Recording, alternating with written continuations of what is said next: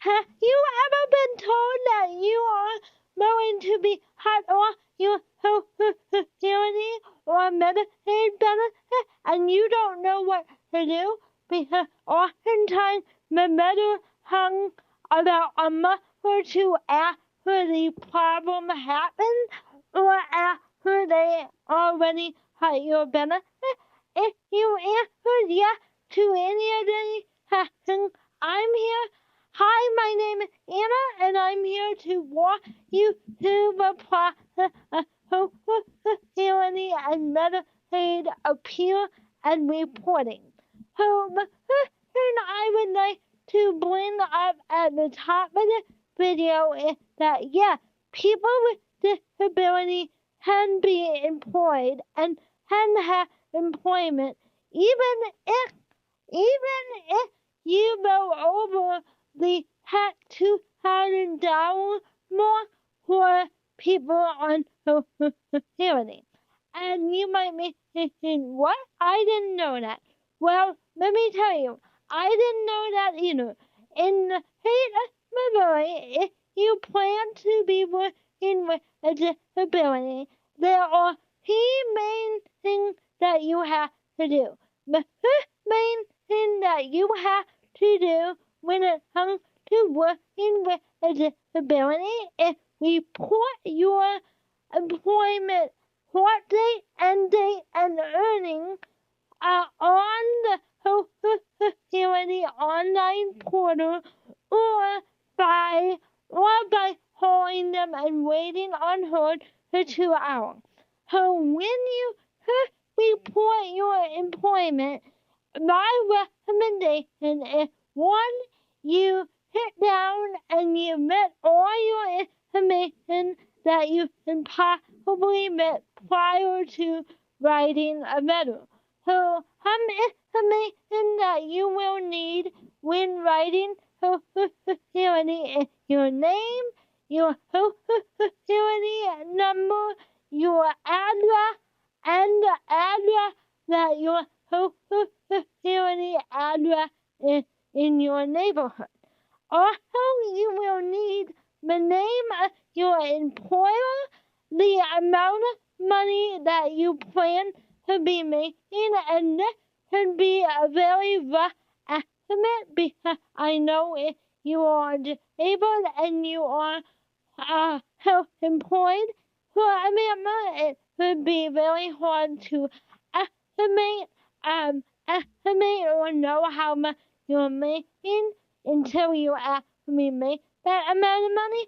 So with having that rough estimate of what you might make for that month is fine. It doesn't have to be a lot because you are letting Social Security know, like, hey, I'm working and this is how much I'm making. And then once they put your employment in the system, you will then be able to have access to the My Social Security Wage reporting app on your iPhone or Android phone, and you will be able to update and put in the payment amount once they know that you started work. Once you have the name of your employer and the amount of money that you will be hypothetically making, you will also need to provide the first date of employment. And this is usually the first date that you started making money or that you anticipate you making money. So, for example, when I anticipated that I was going to get more social media hires and more consulting hires, I went ahead and I emailed them probably the first day in October, and I said, hey, I started work on October 1, 2020. Well, no, it was 2020 high at this point.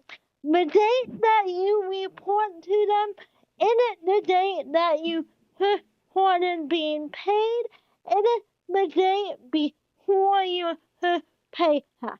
So make sure you have all that information ready and all that information ready and provided within the letter. Another helpful tip when writing the letter is that you keep it very brief and very non-detailed. The more detail you give them, the more confusing they will become, and the more harmful and the more letter that you will have to write. So by keeping it very brief about what you do. So for example, I say I am a disability consultant and I help people become more accessible with their brand online, and I anticipate having 1 or 2 hires per year. This way they have all the information they need, but it's not so shady that they won't understand or that they don't know or things like that. Now, if you are working at a nonprofit or a place of employment that is not for your health, another thing to make note of is before you get hired, you might want to tell them, hey, I am on security right now, and I know that when I start work, my income will have to be reported.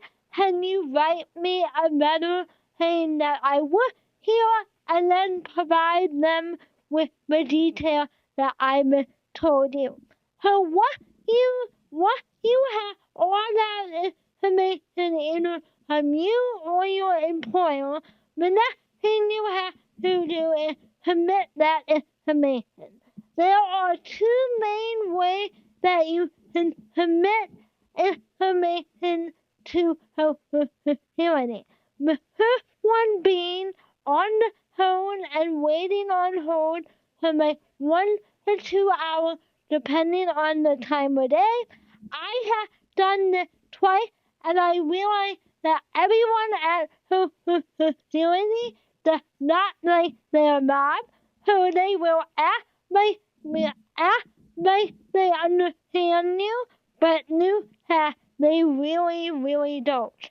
So that can create a whole lot of problems when it comes to reporting important information and persistently making it so that you might not have your benefits anymore.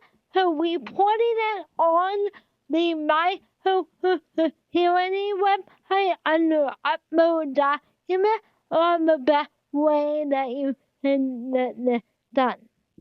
And you have to do that. You have to do that within 10 days of you starting your employment. So, as an example, if you started work on October 1, you want to report that you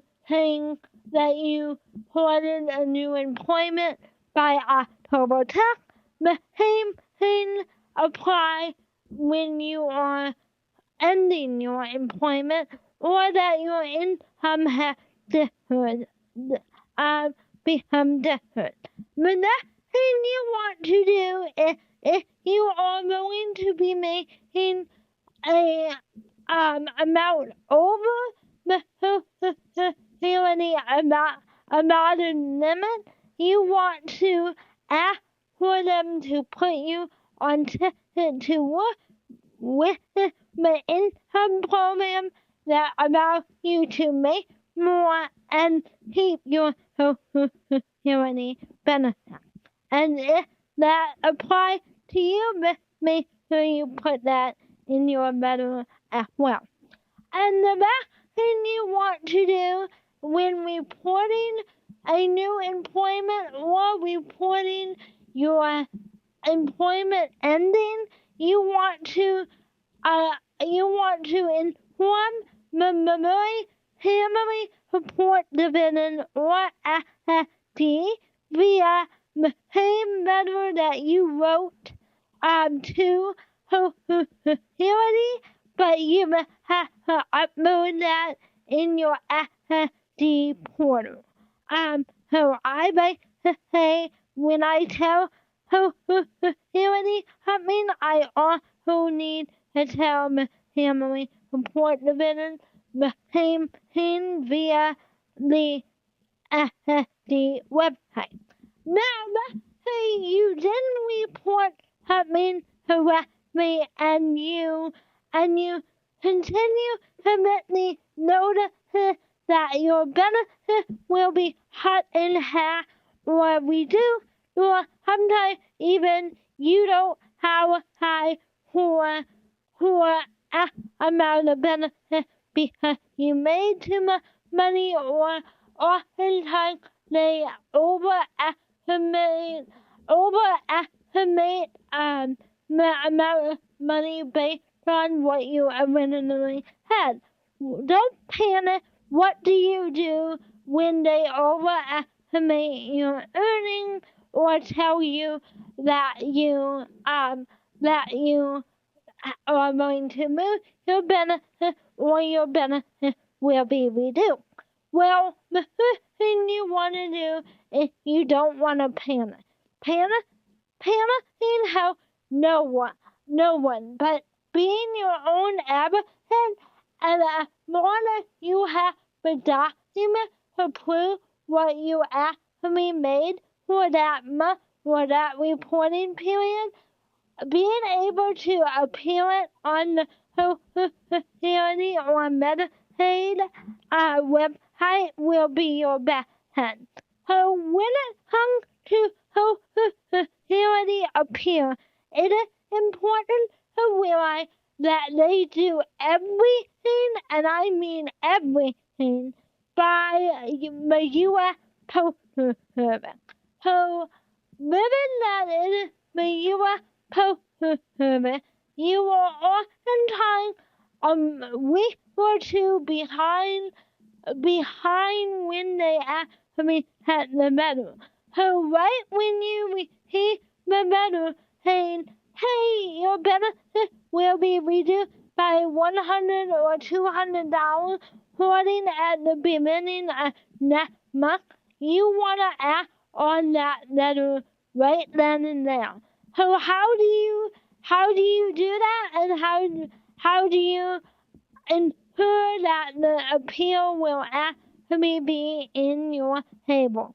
Well, the first thing you want to do is read the letter and decide, did they actually get this wrong, or am I the one that's wrong? So if you need to, maybe look into your bank statement and figure out what you actually made, or talk to a trusted advisor about what is saying and what you have determined if they are wrong, which most of the time they are wrong because their systems are old and don't update. Then you want to head over to the Social Security Appeal website, and usually that website will be in bold letter on your paper letter. And then it'll say, do you want to submit an appeal about a disability claim? When you are there, you wanna hit yes, because that's exactly what you are doing. Once you hit yes, you will have to put in your name, address, Social Security number, and email address.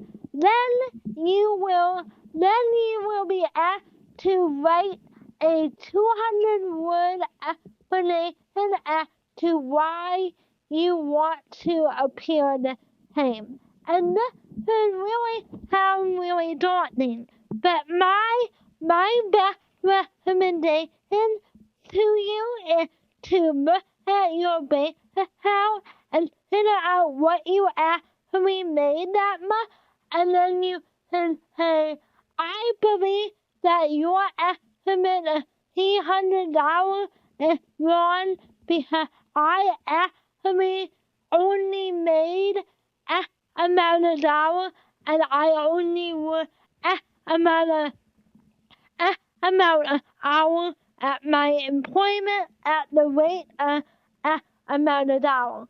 So providing the most accurate number based on what you reported monthly to them in the app will most likely do it. And don't only submit the appeal in writing. It'll ask you if you want to submit supporting document, and always submit supporting document.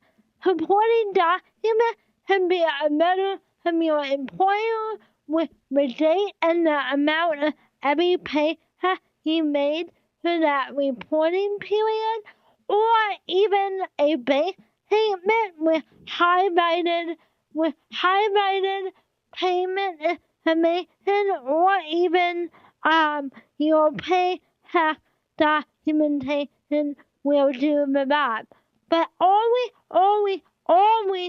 submit your appeal with the most relevant information, and then also submit your appeal with supporting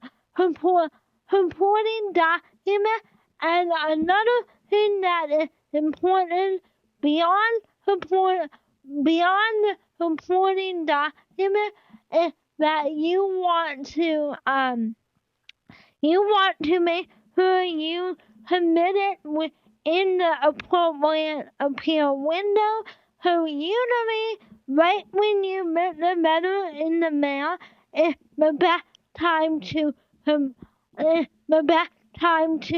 hop online and submit the supporting document, because you never know how old that letter is, and the older it is, the harder it is to plead your case.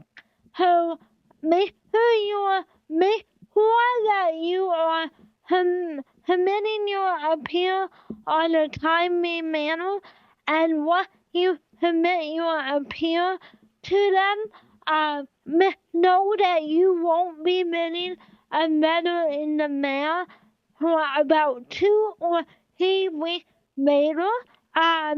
So make sure you're actually watching the online Social Security and Medicaid portal, because that is where the most updated information is, and not the letter, and not the paper letter you receive in the mail. And also, that doesn't mean you can throw out the paper letter in the mail. I find that keeping the paper letter in the mail is really helpful. So if you can file them away in your basement or in a disability file, you never know when you might need them, or when you might need to pull them out for another appeal. So I hope this video will help you. If it was, like this video, comment down below any questions you may have, but please know I'm not a representative of Social Security or Medicaid. I'm sharing what has worked for me in the past, and hope that it might work for someone else. And make subscribe, and I'll see you in the next one. Bye bye.